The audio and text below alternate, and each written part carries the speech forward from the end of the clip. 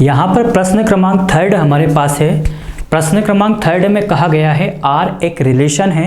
इस रिलेशन में कहा है ए और बी सच डेट। ए और बी एक सदस्य है, एक अवयव है।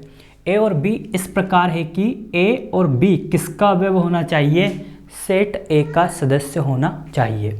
ए और बी दोनों ही, तथा ए और बी ये दोनों आपस में बराबर भी होने चाहिए। ये बात कौन बोल रहा है? आर बोल रहा है। ठीक है। इसके बाद उसने क्या बोला? द्वारा प्रदत्त। ठीक।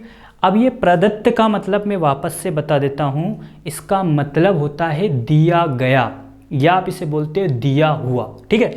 तो दिया क्या गया है? हमको एक सेट ए दिया गया है जिसके अंदर हमको एलिमेंट्स जो दिए गए हैं, जो अवयव दिए गए हैं वो 1 2 3 4 है। ठीक है। और इसमें हमको पहचान करना है कि ये कौन सा रिलेशन है। ठीक। तो सबसे फर्स्ट में हम लिखते हैं यहाँ पर हमको दिया क्या गया है, इस बात को देखते हैं। दिया है। ठीक।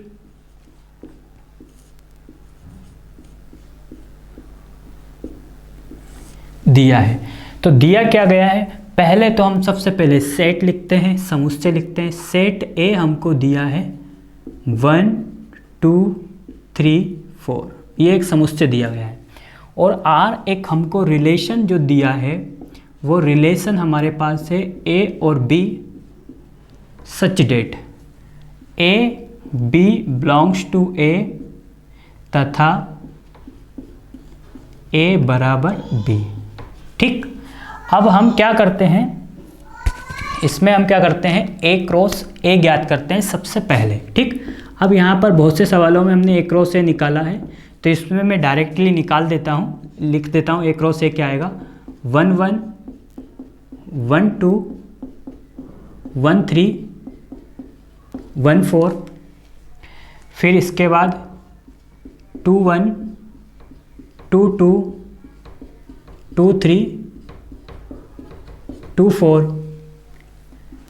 3 1 3 2 3 3 3 4। यहाँ लिख देंगे हम 4 1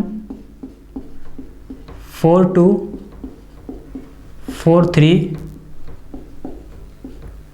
4 4। ठीक है। अब जब हमने ए क्रॉस ए लिखा है ए क्रॉस ए, तो यहाँ पे ये रिलेशन आपसे बोल रहा है कि आपको इसके ऐसे एलिमेंट्स लेना है जो दोनों आपस में कैसे होते हैं? बराबर। ठीक है। तो आर के अंदर हम क्या ले सकते हैं, इस बात को हम चेक करते हैं। ठीक। 1 और 1 ये दोनों आपस में कैसे हैं? बराबर है। ठीक है। अब यहाँ पर ये बात स्पष्ट रूप से समझ में आ रही है। 1 भी सेट ए का सदस्य और 1 भी सेट ए का है। ठीक है। ये इस नियम को बोल रहा है। तो 1 और 1 हमने कहाँ पर ले लिया? इस रिलेशन में लिया। ठीक है। अब इसके बाद 1 2 को क्या हम रिलेशन के अंदर ले सकते हैं? तो हम इसको रिलेशन के अंदर नहीं ले सकते हैं, क्योंकि ये दोनों आपस में बराबर नहीं है। फिर इसके बाद हम किसको ले सकते हैं? 1 3 को नहीं ले सकते, 1 4 को नहीं ले सकते, 2 1 को नहीं ले सकते, लेकिन 2 2 को हम ले सकते हैं। 2 2 को ले सकते हैं क्योंकि ये दोनों आपस में कैसे बराबर। तो यहाँ आ गया 2 2। ठीक है। फिर क्या ले सकते हैं? 3 3, फिर हम ले सकते हैं 4 4। ठीक। तो यहाँ पर ये जो रिलेशन हमको दिया गया है, ये कौन सा रिलेशन है? अतः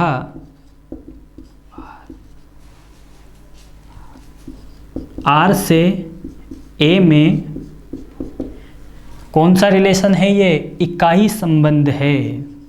इकाई संबंध है। इकाई संबंध है। ठीक है। कौन सा संबंध है? ये इकाई संबंध है। तो देखिए ये फर्स्ट प्रश्नावली जो है वो हमारी कंप्लीट हो गई है।